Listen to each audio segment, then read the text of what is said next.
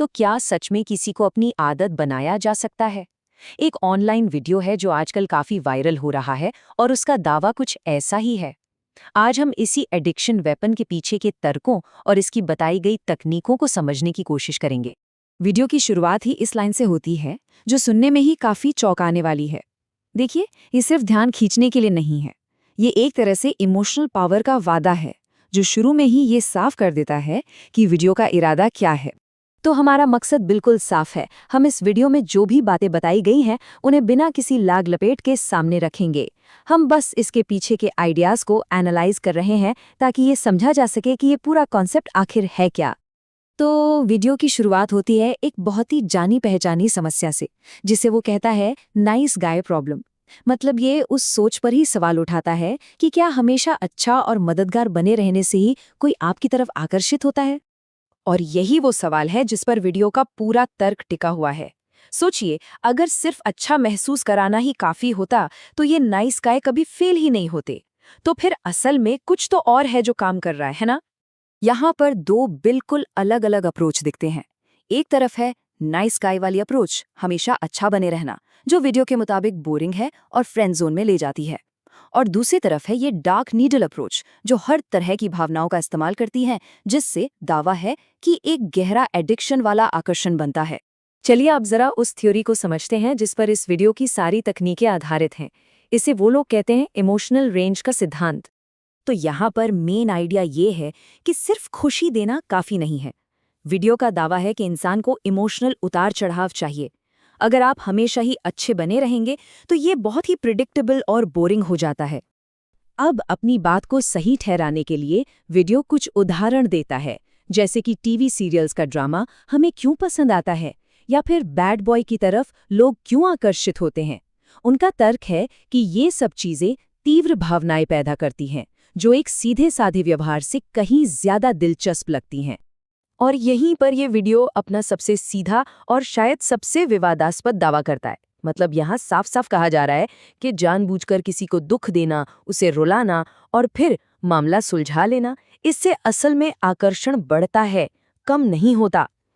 अब ये एक बहुत ही बड़ा दावा है और सच कहें तो इसी पर पूरी की पूरी थ्योरी टिकी हुई है। ठीक है, तो थ्योरी तो समझ आ गई। अब जरा उन प्रैक्टिकल स्टेप्स पर आते हैं जो वीडियो में बताए गए हैं।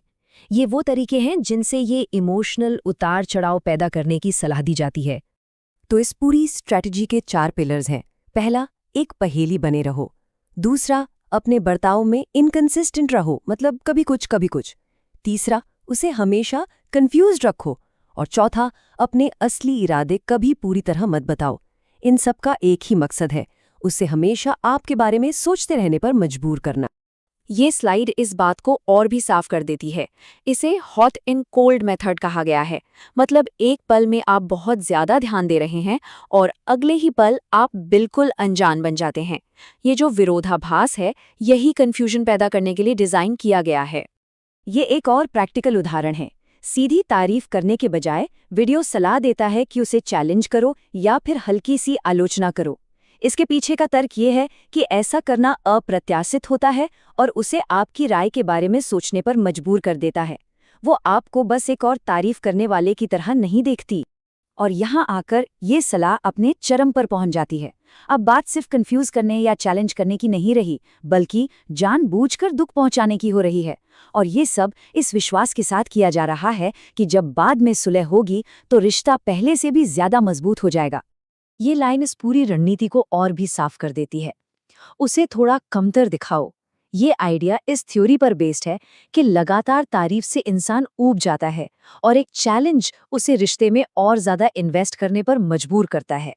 तो अब सवाल ये उठता है कि क्या ये सब कुछ मैनिपुलेशन यानी कि हेर-फेर नहीं है? वीडियो बनाने वाला भी इस बात को समझता है और वो पहले से ही इसका जवाब देने की कोशिश करता है। तो वीडियो बनाने वाले को पता है कि लोग इन तरीकों को क्या कहेंगे, लेकिन वो इस मैनिपुलेशन वाले लेबल को मानने से इनकार कर देते हैं। और उनका जो तर्क है वो काफी हैरान करने वाला है। और ये रहा उनका मुख्य बचाव। उनका तर्क ये है कि ये सब काम इसलिए बुरे नहीं हैं क्योंकि ये सामने वाले की एक गहरी इच्छा को पूरा कर रहे हैं। ये अपने आप में एक बहुत बड़ा दावा है कि वो बस वही दे रहे हैं जो दूसरा इंसान असल में चाहता है। ये स्लाइड उन इच्छाओं की लिस्ट दिखाती है जिन्हें ये वीडियो पूरा करने का दावा करता है, जैसे कि चुनौती, उत्साह, भावनाओं का पूरा स्पेक्ट्रम और एक ऐसा पार्टनर जो उनके इमोशन से डरे नहीं। इस नजरिए से देखें तो वो हेरफेर को एक सर्विस की तरह पेश कर रहे हैं। और आखिर में वादा ये है, वीडियो का दावा है कि इन तकनीकों का इस्तेमाल करके आप सिर्फ आकर्षण ही पैदा नहीं करेंगे, बल्कि किसी की जिंदगी में सबसे जरूरी इंसान बन जाएंगे और बदले में आपको उनकी गहरी वफादारी मिलेगी। तो हमने इस वीडियो के तर्कों और तकनीकों को समझा। ये सब हमें एक बहुत बड़े सवाल पर लाकर छोड़ देता है। इस तरह के गुप्त हथियारों और शॉर्टकट की तरफ जो खिंचाव है, वो इंसानी रिश्तों और कनेक्शन की हमारी तलाश के बारे में आखिर क्या बताता है? इस पर सोचने के लिए बहुत कुछ है। हमारे साथ जुड़ने के लिए शुक्रिया।